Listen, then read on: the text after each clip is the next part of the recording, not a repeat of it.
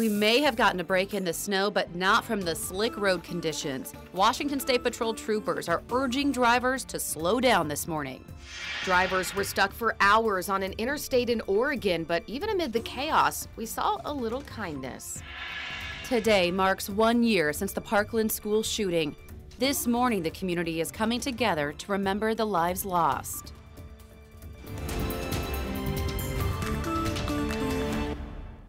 "5 a.m. on our Thursday morning. Welcome to KREM 2 Morning News.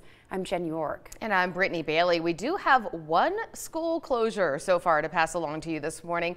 The Kendrick School District in Idaho is closed for the day. So far, that is the only one we've heard about this morning. Pretty quiet this morning. Yes, I know that we're hoping to stay that way after a pretty rough week. Hey, we are getting a break this morning when it comes to the snow, but not going to last that long, sadly. So we'll send things over to Evan Arani now for more on the delivery of that bad news. That's right. I mean, I'd say it's a mix of good and bad news. The good news is, as you mentioned, this morning is going to be your best morning to get out and about, to be on the roads, if you're taking the kids to school, that kind of thing. Compared to your Monday through Wednesday, things are looking a lot better outside. But on satellite radar, you can see down toward that west corner, we're starting to see a little bit of snow push up north. That's going to be the next weather system to make its way in. So getting rid of that cloud cover, you can see just looking at precipitation, we've got nothing around us. And we stay dry for the remainder of your morning into the beginning of your afternoon. Our chances of rain and snow pop up as we get towards 3 and 4 p.m., especially 5 p.m., where you can see there is that snow symbol on there, but mixed in with the rain symbol. Right now in Spokane, we're expecting temperatures this afternoon to be right on the edge of what will be a rain-snow mixture. So a wintry mix is what we call it. Since we have a lack of any major weather system around us, we are seeing some chilly early morning temperatures. We've got 8 degrees outside in Colville, 18 degrees in Spokane, 21 in Coeur d'Alene. We've also got a little bit of wind out there. So coming up, we're going to be talking about the wind that we've got outside and how it's going to be mixing in with this wintry mix that's headed our way, and snow totals. So we'll be taking a look at just how much to expect between now and tomorrow evening. But of course, as we head into your morning, we do want to get a check of what the roads look like, as we are still tracking a couple school delays and closures outside. So we want to send things over to Kara Alfallen, who's in the mobile storm tracker, letting us know what the roads look like. Yes, good morning, Evan. Well, roads are looking a lot better than they did yesterday. A lot of that snow has melted away. We were seeing a lot of water yesterday, and now some of that has frozen a little bit on the ground, but the roads are looking pretty clear for the most part. We're coming up on the University Gateway Bridge here on Martin Luther King Jr. Way, where the roads are looking pretty good this morning. There is some potential for black ice out this morning just because of how cold it is and all that water that we saw left over yesterday. We didn't have much trouble making our way down the South Hill this morning here to downtown Spokane, so that is good. But you do want to watch out for black ice this morning. I have seen a bit, but we haven't had any trouble so far. We are, however, in a four-wheel drive vehicle this morning. So just be sure to keep an eye out this morning and still take it easy because there is that potential for black ice. I'm going to send it over to Amber, who has a look at your traffic. Good morning, Amber. Kira, good morning. Well, we're taking a look at a few different DOT cams in our area, and we can see clear conditions across the board.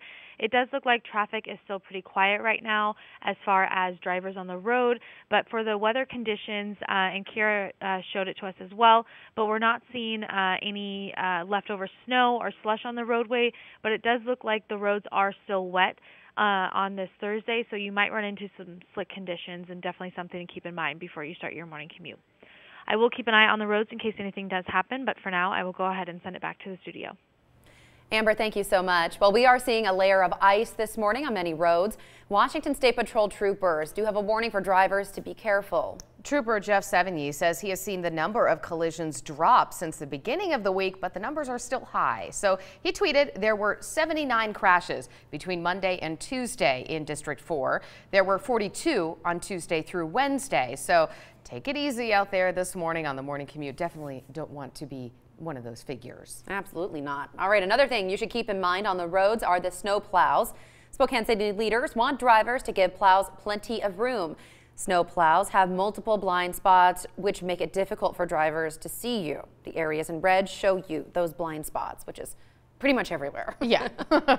Well, this morning we do have an update on Snoqualmie Pass. WashDOT reports that both eastbound and westbound lanes are back open this morning. So if you are planning to drive the pass, though, WashDOT asks that you watch out for snow removal equipment and narrow roadways. I definitely don't think it's necessarily an all clear. It's saying the roads are open, but be careful. In Montana, the Department of Transportation closed all westbound lanes of I-90 near St. Regis. That is because of an avalanche. There is no estimated time for when that will reopen. For 18 hours total. We were out there, it's been 17 hours and got pretty cold. It was just insanity out there. People sleeping in cars, using the bathroom on the side of the roads. Oh, it was a nightmare for hundreds of drivers on Interstate 84 in Oregon. They were trapped for 17 hours and did not move an inch. Some ran out of gas. The road was closed because there were just so many wrecks. The Oregon DOT is now apologizing. Leaders say they maybe should have shut down the freeway because of the weather. Ooh, yeah, maybe. All right, but out of the mess on Interstate 84 came a heartwarming display of humanity. People stepped up to help one another as hundreds sat trapped on the interstate. Now, drivers were offering each other gas as well as food. Oregon State Troopers were doing the same. Troopers say they could not get to everyone, but they did fill up 6 gas tanks. They also handed out food and water to about 100 people. One couple also handed out granola bars and bags of food to drivers. And the two were not even part of the traffic jam.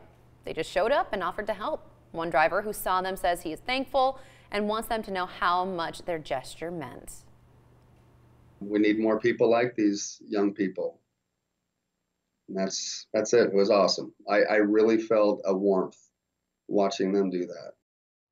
The driver shared that photo of the couple on Facebook, and that post has been shared more than 500 times since. He says he wants to find them so he can thank them personally.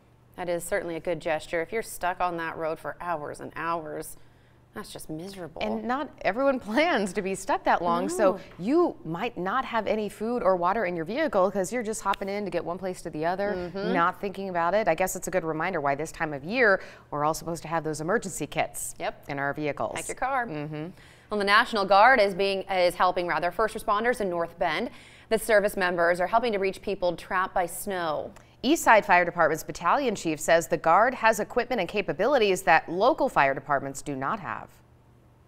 You can look at see our vehicles chained up, on normal plowed roads and things like that. Pretty good access for us. But what we can't do is we can't drive through deep snow drifts.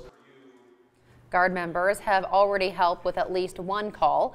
Deputies at the King County Sheriff's Office say they have helped to extract a man stuck in his home down a long snowed-in driveway. The city of North Bend reported between 15 and 24 inches of snow on Monday night.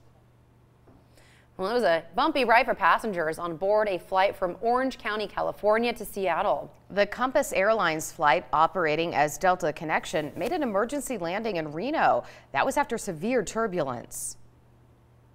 Lady was in the bathroom with her kid. She came out all bloody. I was sitting toward the back of the plane, so I saw the drink cart hit the ceiling along with the flight attendant who was doing the drink service.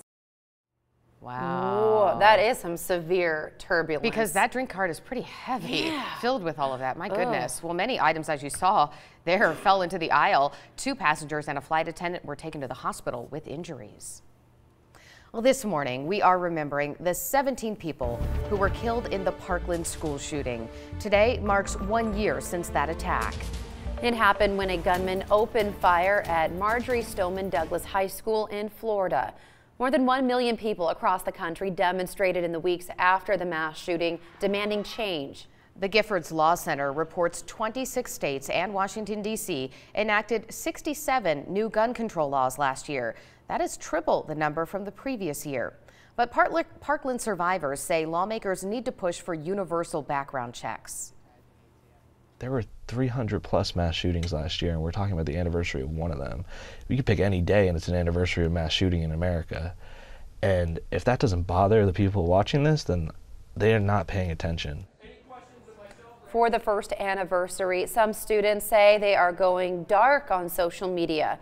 They will instead use that time to be with their families. We can and we will, as a community, continue to heal from this tragedy. Those connected to the Parkland shooting say today will be about remembering those who were killed. Marjorie Stoneman Douglas High School is open today, and students are being encouraged to take part in service projects. There will be extra security throughout the schools. The city of Parkland will observe a moment of silence at 2:21 p.m. That is the time when the shooting started. A non-denominational temple will also be opening in a neighboring city. The structure will eventually be burned in a purification ceremony.